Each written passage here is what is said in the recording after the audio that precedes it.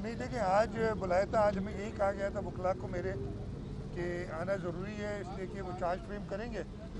सिलसिले में मैं आया इधर और आज भी चार्ज फ्रेम नहीं हुई। मुझे नहीं पता एग्जैक्टली क्या वजूहत हैं। मेरे ख्याल है एक या दो लोग एब्सेंट थे उस वजह से, और कोई और भी इशू था जो लीगल इशू जो 30 दिन पूरे नहीं हुए थे किसी चीज़ के, तो चार्ज फ्रेम नहीं हुई है। जो मुझे बताया गया है कि 28 जुलाई को दोबारा तारीख दी है। अगर जज साहब कहेंगे तो बिल्कुल हाजिर होंगे। मास्क उतार देना मेहरबानी। यार मास्क उतारना बड़ा मुश्किल काम है।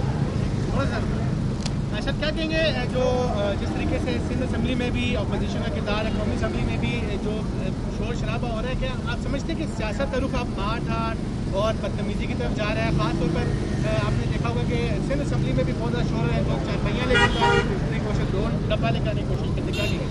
देखिए सिंध असेंबली के अंदर मैं नेशनल असेंबली पे नहीं कमेंट करूँगा, मुअज़्ज़ज़ ऐवान है और वहाँ के मेंबरान ख़ुद ही उसके बारे में स्पीकर साहब बताएंगे।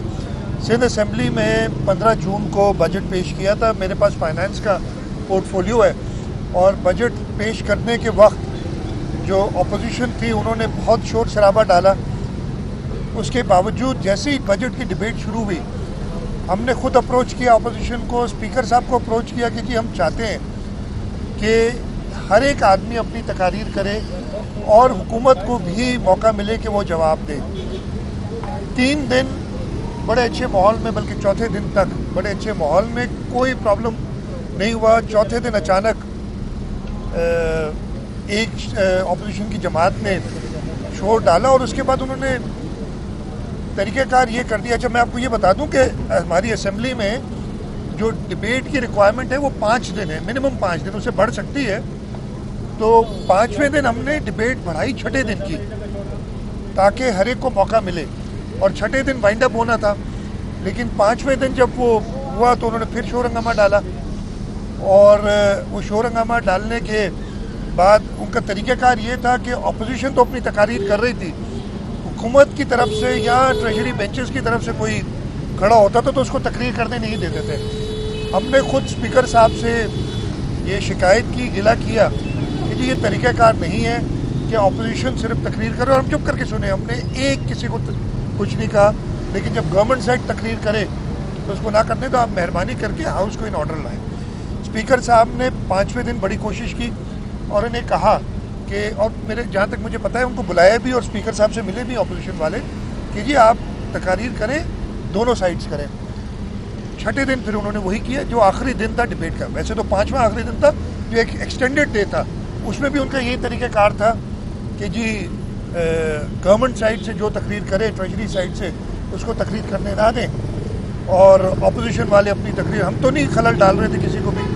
तो 6 दिन जब पूरे हो गए उन्होंने तकरीर नहीं की, तो 7वें दिन हमने जो प्रोसीजर था, और वो लेट डाउन था, हमारा ऑर्डर ऑफ द डे पहले से मंजूर होता है, बल्कि वो तो 6ठे दिन होना था, 6ठे दिन नहीं 7वें दिन वो कार्रवाई हुई। एक कट मोशन उन्होंने नहीं डाला बजट में। मैं ख़त्म कर लूँ। कट मोशन होता है जिससे आप गवर्नमेंट की पॉलिसीज़ को अपोज करते हैं, बड़ा क्लियर है। यहाँ मेरा ख्याल है 700 या 900 के करीब कट मोशन नेशनल असेंबली में डाले गए थे, एक भी कट मोशन नहीं डाला। तो वो तो पूरे हमारे से बजट से उनको कोई इतराज़ ही नहीं था हमारी डिमांड्स पे जो हुकूमत ने पेश की थी असेंबली के अंदर। और वो जिस दिन उसका था मुकर्रर बजट का डिमांड्स को पेश करने का, हमने डिमांड्स को पेश किया, कोई अपोजिशन नहीं हुई, कोई कट मोशन नहीं था, डिमांड्स पास हो गई। फाइनेंस बिल हमारा है नहीं सूबाई असेंबली में, वो बजट पास हो गया। उसके बाद उन्होंने फिर एक हंगामा डाला जो परसों किया था असेंबली के अंदर, मंडे के दिन, बहुत ही नामुनासिब था और स्पीकर साहब को पूरा हक था, उन्होंने उसके ऊपर एक्शन लिया। कल फिर उन्होंने, स्पीकर साहब ने जिन लोगों को सस्पेंड किया था, जहाँ तक मुझे पता है उन्होंने बदतमीज़ी की, वो अंदर घुसने की कोशिश की, वहाँ पे जो इंतज़ामिया और पुलिस के लोग थे उनके साथ मिसबिहेव किया। ये एक पार्लियामेंटेरियन को, एक असेंबली के मेंबर को सेध नहीं देती इस तरीके की हरकतें। असेंबली के मेंबर का काम है कि हाउस के अंदर आए, हाउस के कवानीन के मुताबिक वो अपना पॉइंट ऑफ व्यू दे, अपने कॉन्स्टिट्यूएंट्स का पॉइंट ऑफ व्यू दे, अपनी पॉलिटिकल पार्टी का पॉइंट ऑफ व्यू दे। वो ये या तो जानते नहीं है या करना नहीं चाहते। मुझे पता नहीं कि जानते मतलब कट मोशन उनको डालने नहीं आते या जानबूझ के वो नहीं कर रहे थे, मुझे नहीं पता। तो ये उन्हीं से पूछना पड़ेगा। तो जहाँ तक गवर्नमेंट का सवाल है, हम हर वक्त तैयार हैं। अभी भी कल पूरी कार्रवाई हुई है। कल की कार्रवाई में 3 हमारे पास मेजर जमातें हैं, बल्कि 5 जमातें हैं अपोजिशन की। उनमें से 3 जमातें कल मौजूद थी।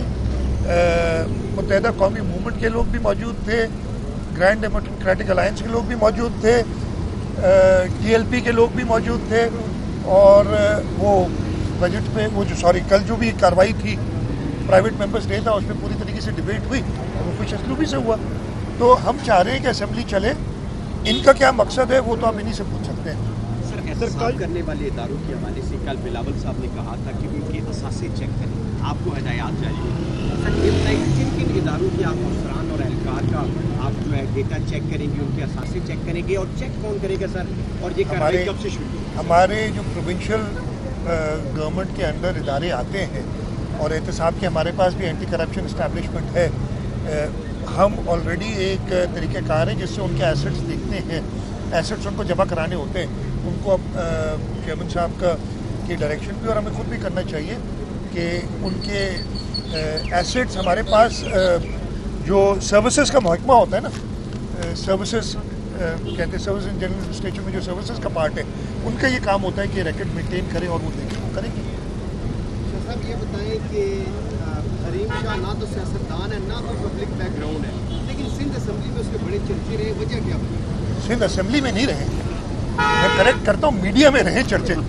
तो वो आप अपने आप से पूछे, आप खुद कह रहे हैं ना सियासतदान है ना पता नहीं क्या है, आप लोगों को परेशानी क्यों, आप क्यों सवाल कर रहे हैं? मतलब सिंध असेंबली में नहीं रहे चर्चे, मीडिया में चर्चे रहे, सोशल मीडिया में चर्चे रहे। मेरा काम नहीं है ये घड़ी वड़ी करा। सर कल जखमाबाद में एजाज जखरानी के घर नैब टीम ने हमला किया। सर वहाँ पर कारकुनान जमा हुए, उन्होंने नैब टीम की गाड़ी पर पथराव भी किया और उन पर हमलावर भी हुए। सिंध पुलिस ने कहीं भी ना तो कारकुनान के खिलाफ कार्रवाई की है, ना ही नैब टीम को तहफ़्फ़ुज़ दिया है। तो क्या अब जो एहतसाब के इदारे हैं उनसे ये रवैया रखा जाएगा सिंध में? मेरे भाई जो उधर हुआ है और हमने नैब से कहा है कि जो उनकी कंप्लेंट होगी उसको बिल्कुल देखा जाएगा। अगर किसी ने ज़्यादती की है, एजाज जखरानी साहब एडवाइज़र हैं सूबाई हुकूमत के, अगर उनको मतलूब है वो बता दें। एजाज साहब अपना जो भी लीगल रिकॉर्ड्स होगा वो इस्तेमाल करेंगे, लेकिन इस तरीके से रेड्स करना पहले भी हो चुका है। कराची में इनके घर पे पहले हो चुका है रेड, अब ये दोबारा इधर जैकबाद में हुआ था। अगर उनको कोई चीज़ है अप्रोच करें गवर्नमेंट को और वो अपना लीगल रिकॉर्ड्स पूरा इस्तेमाल करेंगे। मुझे हैरत ये, कहीं पे तो कहा जाता है, कोर्ट की तरफ से हुक्म आता है कि अगर आपने कोई काम करते तो 10 दिन पहले बताएं। और सिंध के अंदर अचानक एक दिन, जैसे आपने खुद कहा कि आपके लफ्ज़ पता नहीं जाते कि छापा मारा है, मतलब कहीं पे अचानक छापा मारा जाता है, कहीं पे कहा जाता है 10 दिन का टाइम दें, बताएं कि क्या करना है। एजाज जखरानी साहब एडवाइज़र हैं और फॉर्मर MNA रह चुके हैं, फॉर्मर फेडरल मिनिस्टर रह चुके हैं। मेरा ये ख्याल है कि एक महज़ब तरीके से भी ये काम हो सकता है और होगा। तो एजाज जखरानी साहब जो भी लीगल रिकॉर्ड्स होगा अपना, जो भी उनको अपॉर्चुनिटी की वो इस्तेमाल, ये छापे मार के और इस तरीके से तो हरास करना मेरा ख्याल है मुनासिब नहीं। कुछ र्यूमर्स जो है आपके बारे में बार बार गर्दिश कर रहे हैं कि आपको तब्दील किया जा रहा है, क्या आप 5 साल पूरे कर रहे हैं? मुझे देखें, ये अल्लाह ताला को पता है सबसे पहले। दूसरा, मेरी पार्टी की लीडरशिप जब तक मुझे चाहेगी और इस असेंबली के मेंबरान का जब तक मेरे ऊपर एतमाद रहेगा, मैं इधर पर किसी और के कहने पे मैं नहीं जा रहा हूँ, ये क्लियर कर लें। और मुझे कोई ऐसी इंडिकेशन नहीं है, बल्कि चेयरमैन बिलावल भुट्टो जरदारी साहब खुद 21 जून को सिंध असेंबली तशरीफ लाए थे, उन्होंने तकरीर की थी, वो आप सुन लीजिएगा, उससे कुछ आपको पता चल जाएगा। ये बताएं कि प्राइम मिनिस्टर इमरान खान साहब कहते हैं किसी करप्ट बंदे को नहीं छोड़ूंगा, चेयरमैन नैब साहब कहते हैं कि एहतसाब सबके लिए है। तो ये सिर्फ अपोजिशन या सिंध हुकूमत के अलग के खिलाफ है या फिर सिंध में अपोजिशन लीडर के खिलाफ भी जो है करप्शन की? देखिए, मुझे कल पता चला है, मैं भी बता देता हूँ। मैं बोलना नहीं चाह रहा था इसलिए कि लीडर ऑफ द ऑपोजिशन है, लेकिन जो फैक्ट है सिर्फ वो बताऊँगा, कोई कॉमेंट नहीं। हमें कुछ शिकायत मिली थी, जो इस वक्त लीडर ऑफ द ऑपोजिशन है, उस वक्त नहीं थे वो लीडर ऑफ द ऑपोजिशन, उनके खिलाफ, और एंटी करप्शन डिपार्टमेंट ने इंक्वायरी की थी। वो काफ़ी एडवांस स्टेज पे इंक्वायरी पहुंच चुकी थी और उसमें काफ़ी हमें एविडेंस मिला था।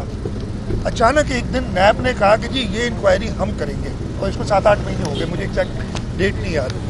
और कानून में अनफॉर्चुनेटली ये गुंजाइश मौजूद है कि नैब जिसका केस चाहे खुद उठा के ले जाए, तो वो ले गई। मुझे ये पता चला है, बल्कि कल मैंने खुद देखा है मीडिया, सोशल मीडिया पे आपके तवज्जुह से ही पता चला है कि वो जो इनकी कंप्लेंट वेरिफिकेशन थी वो चेयरमैन नैब ने इंक्वायरी में तब्दील कर दी है। और वो मैंने मीडिया में ही देखा है, वो पूरे को 7-8 सफ़े हैं जिसमें नैब ने भी ये डिटर्मिन किया है कि इनके ऊपर केस बनता है और इस पर इंक्वायरी की जाए, और उन्होंने वो सारी डिटेल्स दी हैं जो कहते रहे उनके ऊपर। तो अगेन मैं यही कहूँगा कि अगर करनी है उन्होंने, मैं किसी के खिलाफ नहीं हूँ, अगर दुरुस्त है कोई विच हंटिंग, चाहे वो गवर्नमेंट में हो चाहे अपोजिशन में, उसकी नहीं होनी चाहिए। अगर केस बनता है तो ज़रूर उसको आगे बढ़ाएं। मैं आपको ये बता दूं कि एंटी करप्शन ने मुझे बताया था कि बाकायदा केस बनता है, लेकिन जब कि नैब ने उठा लिया तो उसको कानून में ये गुंजाइश मौजूद है, नैब ने किया। अब चेयरमैन नैब ने वो इंक्वायरी ऑथराइज की है, आगे देखिए क्या होता है। इधर इजाज़ जखरानी तो वजीर होने के बावजूद उनके घर पे छापे मारे जा रहे हैं, एक नहीं 2 बार। और इधर मुझे नहीं पता जो होना होगा उनके साथ। अगेन मैं किसी के खिलाफ नहीं हूँ, मैं सिर्फ कहता हूँ कि अक्रॉस द बोर्ड आप भले अकाउंटेबिलिटी करें, और विच हंटिंग चाहे वो हुकूमत का हो चाहे अपोजिशन को उसके साथ ना करें। Thank you.